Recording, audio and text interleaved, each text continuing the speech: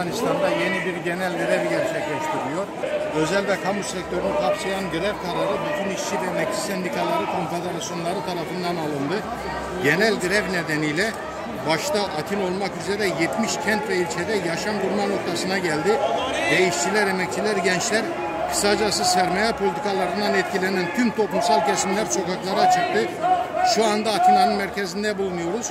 Atina Üniversitesi'nin bulunmuş olduğu Propylaea Meydanı'ndayız.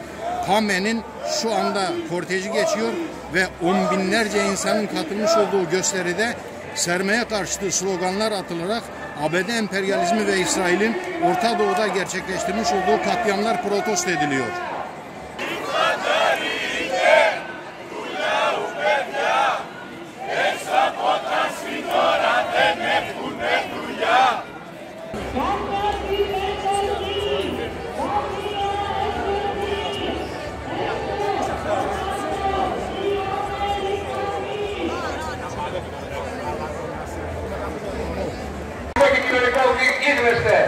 Είμαστε περήφανοι για τις δασκάλες και τους δασκάλους με δέλτα κεφαλαίο που διαπαιδαγωγούν με τη στάση τους μέσα αλλά και έξω από τις σχολικές αίθουσες.